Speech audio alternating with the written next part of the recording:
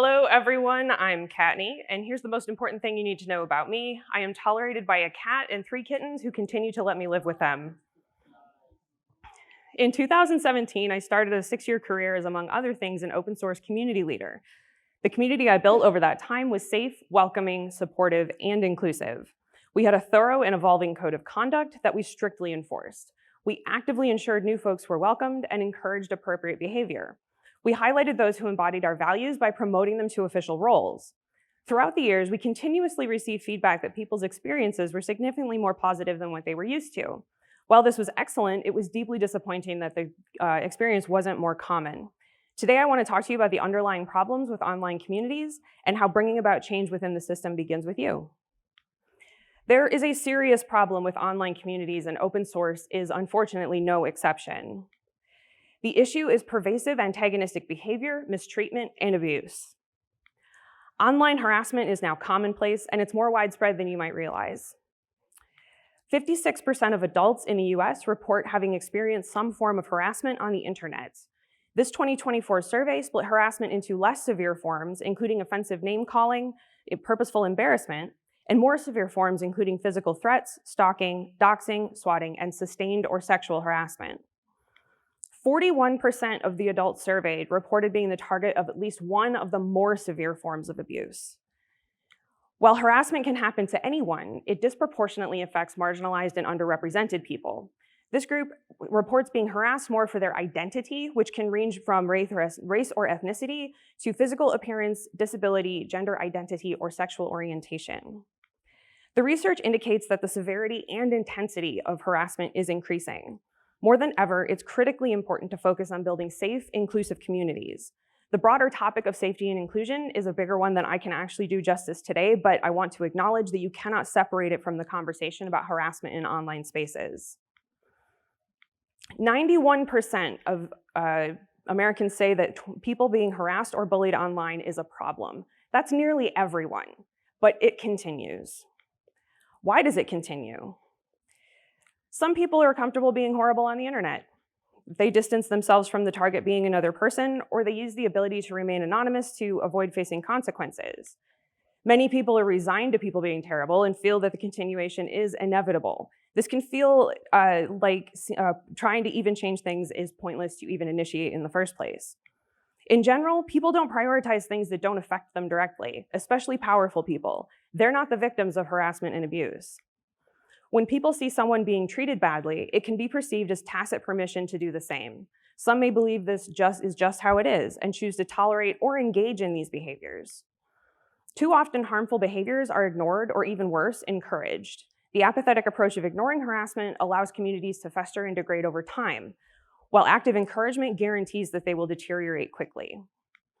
When it becomes clear that nothing is being done, victims and advocates are forced to continue dealing with the abuse or leave. This exodus disproportionately affects marginalized people. This is the result of both unintentional behavior based in ignorance and intentional behavior designed to deliberately drive these groups out. All of this is unacceptable. So how can you begin fixing such a deeply systemic issue? You can't fix the whole internet in one go and trying would absolutely lead to failure. You need to be realistic. Focus on what you can change and acknowledge what you can't. Start small or you'll feel overwhelmed and it'll feel impossible. Small changes create momentum, which carries effects beyond your actions.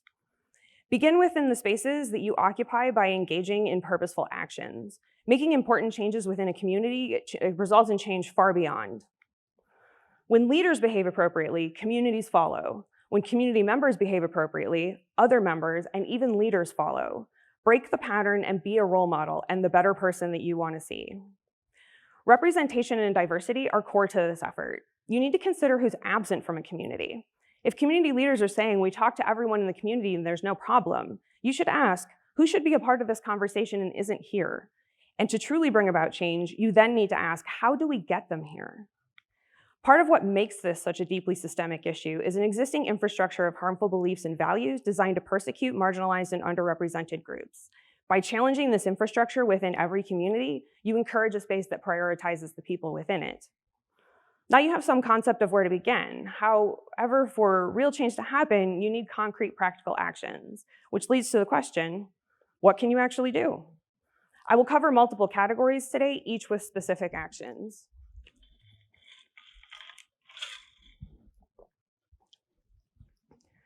First and foremost, you must intentionally encourage and promote safety and inclusion within every community. This is fundamentally critical to safety and well-being of all those involved. This section is aimed at both community leaders and members, but remember, leadership doesn't have to come from the top. As a community member, you can lead through the choices you make, regardless of your role. So how can you outwardly show that you're doing your best to establish safety? Implement a code of conduct or community guidelines and display them prominently within any community, regardless of the size or space. Guidelines don't need to be lengthy, but they do need to be clear. And include explicit enforcement mechanisms. A community must demonstrate that it will carry out enforcement with follow-through and consistency. At its most basic, follow-through means doing what you say you'll do. More critically, it means enforcing the guidelines as outlined, regardless of who the offender is. Keep in mind, by the time the consequences are being enforced, the victim has already gone through the incident and the experience of reporting it. This is the only way to prove that they can safely remain within the community. Across the board, it is important to be consistent with your actions and treatment of others. When it comes to enforcing community guidelines, you should know what to expect if you or someone else violates them. Be open to adapting your participation in a community as it grows. All communities should be open to evolving their guidelines to meet changing needs over time, and they should always be transparent about these changes. Being a part of this process wherever possible builds stronger communities, gives a voice to everyone involved, and fosters deeper involvement. When follow-through and consistency are not maintained, people lose confidence in the community's ability to keep them safe. The safest assumption for those who are targets of harassment is that online spaces are inherently unsafe. It is the responsibility of a community to prove that it is safe through public, active, and continuing effort, and demonstrate a dedication to protecting everyone who participates. Your presence in safe, inclusive spaces helps reinforce them. Support, patronize, and promote communities that have a code of conduct that they diligently and consistently uphold. There are some fundamental things that you can do. You can foster an appropriately welcoming and inclusive environment through your choices and actions. You must be deliberate and intentional about whom you welcome and include. Allowing even one offender to join and remain in a community unchallenged is a signal to others that their behavior and presence will be tolerated. The paradox of tolerance is the fact that growing a community that's welcoming to people who will encourage a safe, inclusive environment results in that environment, while counterintuitively, growing a community that's welcoming to everyone and everything results in the opposite. Engage in the behaviors that you want to see in others. New members of a community look to everyone there to see what the culture is and what behaviors are and are not tolerated. It's important to set a consistent, tangible example. Your actions affect everyone involved in a community. You must remain mindful of your actions and their impact on those around you. This is especially true when it comes to maintaining a safe community, as this has the biggest potential to cause the most harm. There is an unavoidable cross-pollination between open source communities. This can be brilliant, as it means joining one community gains you access to folks in other communities. It can also be detrimental for the same reason. You must acknowledge that sometimes you'll be in a position to peripherally deal with a less ideal community. If put in this situation, engage with the parts of the community that are in line with your values and do what you can to deflect the rest. Always remember that the entity on the other end is another human, like you, with feelings, emotions, and widely varying environments, cultures, and lived experiences. Even if you might never intentionally do so, it's always easier to dismiss someone when you forget they're a person. This is one of the most important things to keep in mind with all interactions. The next thing you can do is purposely communicate with everyone involved in a community. Online communication has its limits. Textual communication has serious limitations, including a complete lack of body language, intonation, and facial expressions. If something is unclear, ask the person to clarify. For example, you can say, "I think I'm hearing you say that you feel blank because of blank." When people see you reaching for an empathetic connection, they'll correct your guess if needed. People for whom a given language is not their first, second, or beyond language can struggle with that language, which can result in significant miscommunications. The differences between communication styles that are commonplace in various cultures can lead to the same. Humor, idioms, and colloquialisms are different in every culture and are sometimes the last thing that someone learns. People of different age and generational groups communicate in vastly different ways. There are endless examples of this. Punctuation, shortened words, emoji, and slang all lead to different interpretations. Try to be clear and remain objective. You have no idea whether the person you're dealing with is someone aiming to troll or a good person having a wildly terrible day. Assume positive intent until you're given a reason to reevaluate. This will help provide context and make the situation clearer. While understanding that positive intent is a good default, always bear in mind that there are those who will try to weaponize it and use it to their advantage. It's also important to practice more effective communication. There are always multiple ways to phrase something, and your choice has a huge effect on how it's received.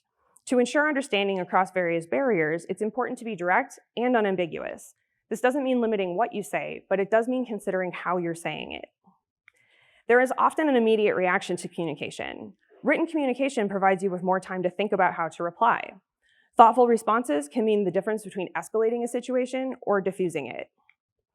It's okay to take time to get back to someone as long as you communicate when and follow through. Drafting a response and stepping away and coming back to it with a fresh perspective is invaluable for productive communication. Choosing to perceive communication as neutral or positive gives the person the benefit of the doubt and keeps the tone of the whole conversation moving in that direction. It also allows you to reply more effectively by addressing the content instead of the perceived tone. Many languages have many series of words that have essentially the same meaning. Unnecessarily using complicated or unusual words can lead to confusion, and there are almost always more obvious or common words available. This is especially relevant with cultural and language barriers, as people may be relying on translations or dictionary definitions. For example, using ubiquitous when common works, or superfluous instead of unnecessary, decreases accessibility of your communication. Further, these words can have very different implications. Consider the words easy and straightforward. When you state something is easy, you set the expectation that it should be effortless. When someone tries and finds it difficult or fails, they may blame themselves. The word straightforward speaks to the nature of the task, instead setting the expectation that it should be clearly outlined, which is often what's meant anyway. These concepts are important with all communication, and providing feedback is no exception. Maintaining a welcoming and inclusive environment does not mean that you can't point out issues. Constructive feedback can help people grow and improve. Therefore, you need to be willing to provide it. Choosing a supportive approach to feedback positively affects how it's received. This approach to behavioral feedback is far more likely to result in the person being willing to change. And continuing support reinforces improved behaviors. When it comes to reviewing a contribution, you have no idea who you're working with. A new contributor would clearly benefit from your support, and a seasoned expert definitely isn't likely to mind it. Keep in mind that passive aggressiveness and subtle negativity are still harmful. Blatantly stating, "This is terrible and you did it wrong," is really no worse than the subtle, "I don't know why any competent person would do it this way, but okay." When changes are needed, it's important to suggest alternatives and provide an explanation for why. This empowers the person, giving them somewhere to start, and enables them to not feel like they're simply being told what to do. This may be appropriate when someone is acting in good faith and makes a mistake. Instead of saying, "The comment you made was wrong and you should have known better," you could say, "That word was inappropriate. Please consider this word instead." In a review, this is one of the best ways to successfully guide a contributor through the process.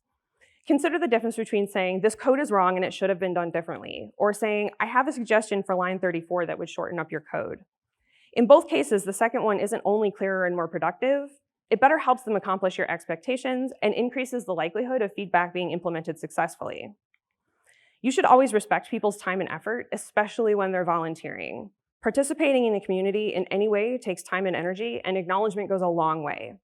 This last thing might seem simple and the most obvious, but it's routinely overlooked. Thank people for their work. Clearly expressing thanks is one of the most unmistakable ways that you can acknowledge time and effort. You will almost certainly do or say something harmful at some point, unintentionally or otherwise. When you receive personal feedback, resist the urge to get defensive. Acknowledge what you did, how it may have impacted others, and explain how you'll improve. Everyone makes mistakes. The important thing is what you do next. Providing feedback when wielded irresponsibly can be itself a form of harassment. Before you jump in, consider the context. Does this person want feedback? Are they in a mindset that's conducive to receiving feedback? If the answer is no to either of these, providing feedback is unlikely to be productive. There is another piece to this, however, not everyone is in a position to take it on. It is important to know whether you can, and doubly important to know that if you can't, that's okay. Actively challenge mistreatment, abuse, and antagonistic behavior when and where it is happening. This means deliberately confronting those engaging in harassment. It is the responsibility of everyone involved who is able to help protect those who are not being effectively protected. You must confront harassers, challenge abusive behavior directly, tell the person to stop. Do not validate defensive responses. Confrontation is often enough to disengage an active situation. However, when perpetrators are acting with intent to harm, they have likely done so before and are likely to do so again. Anytime harassment is happening, there are almost always collaborators who make apologies and excuses. Perpetrators depend on collaborators to legitimize them and provide plausible deniability. You must confront collaborators if you intend to address the problem as a whole. Collaborators may not be aware that they are collaborating, so you shouldn't make assumptions, as the person may not be aware of what the perpetrator is doing. Active collaboration begins when they refuse to accept the evidence of a perpetrator's actions. If you have enough privilege that people in a community will listen to you, you have an obligation to use that privilege to speak out in support of those who are not being listened to. As someone with influence, choosing to remain silent can be actively harmful. Privilege is a tremendously effective tool to leverage against harassment. You are in one of the best positions to make a positive difference in the worst situations. When you witness someone being mistreated or abused, report it. However, not all harmful behaviors are as drastic as overt abuse. It's important to report small issues as well, such as overhearing a conversation or comment that makes you feel uncomfortable, as others almost certainly are too. A community where members are reporting the small issues has demonstrably created a space where people feel safe making reports. Most reporting situations allow for you to remain anonymous, which means avoiding the risk of becoming a target yourself. A literal missing stair on a staircase is a problem that should be dealt with. The lowest effort way to deal with it, though, is to put a traffic cone on it and let people work around it. Communities that tolerate missing stairs choose to work around issues by discreetly warning newcomers of an offender's behaviors instead of dealing with them directly. You should proceed with caution in any community engaging in this behavior. If you're seeing a problem, the best thing you can do is bring it to the attention of community leaders. If you see one person being harassed, don't write it off as being only one person, as mistreatment and abuse are rarely singular events. Sometimes when the offender is someone well-known in the community, it's easy to find ways to blame the victim and avoid addressing the problem. Remaining aware of power differentials and authority gradient is also important, as victims are chosen deliberately to make it that much harder for them to come forward. Recognizing the behavior and pattern of abuse is incredibly difficult, but it is imperative to solving this problem. Finally, I want to leave you with the most important thing you can do. Take care of yourself. Engaging in self-care is essential and non-negotiable. Pushing for change in a sea of toxicity can be a thankless and exhausting experience. It takes energy and can have a serious impact on every part of you. While people thrive in this environment, some people are slowly drained by it, and even those who thrive can take on too much. It's important to know how to protect and take care of yourself.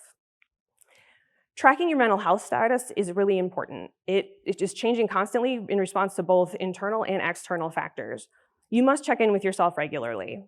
As you start in something new, it's especially important to create a checkpoint and a baseline so you have a state to compare to moving forward. Try to set a reasonable expectation for your available capacity. It takes a lot of work to remain aware of how much you can give, and even more to admit when you're becoming overwhelmed. It's incredibly important to focus on what you can control, including who and what you give your time and energy to, and where and how you engage. There's an endless list of things you can't control, and it can be a lot of work to truly internalize the difference. You should never start anything new without knowing when and how it will end. This can be a set of criteria, such as if this community becomes toxic, I will leave. Or it can be a time limit. I will reevaluate my situation in 2 years. Acquiring responsibility with no established exit strategy should be a red flag. You need to make it a priority to create one if you don't have one. And if you don't know how to put something down, it quite often becomes impossible to put down. Affecting real change is not a trivial task. There's a very real risk of burnout. Burnout's incredibly difficult to identify, and knowing the signs can help. It's different for everyone, and it can affect you physically, mentally, and emotionally. It's often marked by fatigue, decreased motivation or performance, and negative feelings towards yourself or others. It leaves you unable to continue at a pace you once kept and comes with an extraordinary level of frustration. Recovering from burnout can take years. That is why it's so crucial to do your best to recognize it before it starts. Check in regularly and trust yourself when you feel something isn't right. As soon as you realize it's happening or happened, you must take action. Asking for help or support can make a huge difference, but sometimes it's not enough or even possible. If the time comes, you can and should step back from situations that are pushing you beyond your healthy state, even if that means stepping back completely. Choosing to leave a community can feel like abandonment or giving up, but there are ways to make it a more sustainable experience. Ideally, you have a plan to hand off responsibilities well before you reach the point of needing to leave. In a healthy community, if you express that you are experiencing problems, others will bend over backwards to take responsibility off your hands. Stepping away responsibly should be a priority, as the opposite has the potential to cause damage, or to create a vacuum that can be filled by bad actors waiting for such openings. If at all possible, the process of leaving should be a transition plan, not an ejection seat.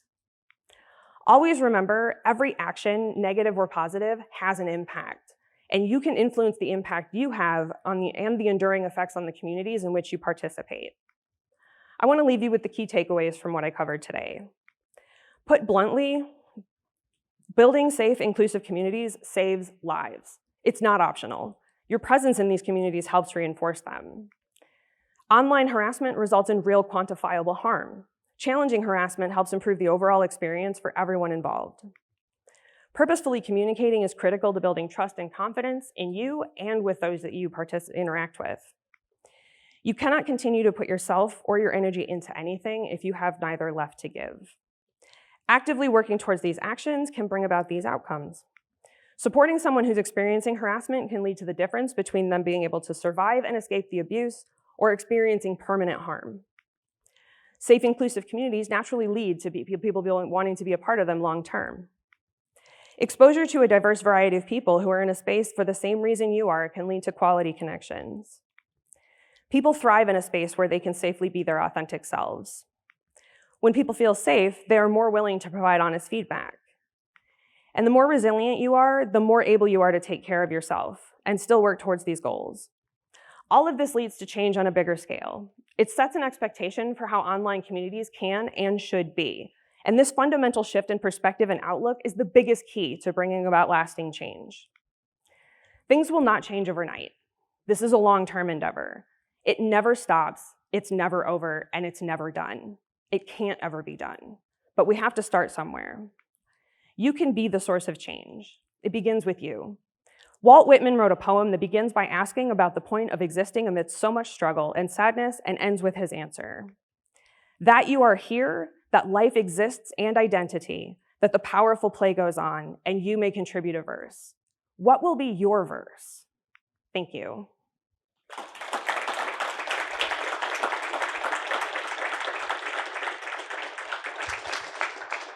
Great job, thank you. We have 2 minutes if there's a question from the audience. Thank you, Kattni. That was a great talk. I was hoping you might have some resources or techniques someone can employ when there's somebody in the community who is actively contributing but is also actively harmful in ways that they may not be aware of, but they then get aggressive or they're being harassing, I suppose. Yeah. Gotcha. So it's one of those things where you have to be willing to be patient and be willing to be direct. Unfortunately, like the only way to handle it is really to explain to this person what they're doing. The issue becomes if they do not try to change or do not put any effort into changing, you're in the unfortunate position where you either need to let them continue causing problems, which is not a good solution, or you need to ask them to leave. And it's always really terrible to do that when you've got someone who's a very positive contributor on the contribution side, but in terms of how they're treating people, it's completely inappropriate and unacceptable. I've gone through it a couple times where it was someone who was very, very involved in the community and was providing lots of assistance, but all of it was very brusque or inappropriately presented, and it just reached a point where we had to say, I'm sorry, but you are no longer welcome in this community. It's a tough decision to make, but it's a decision that you will ultimately, as a community leader, have to make at some point. Yeah.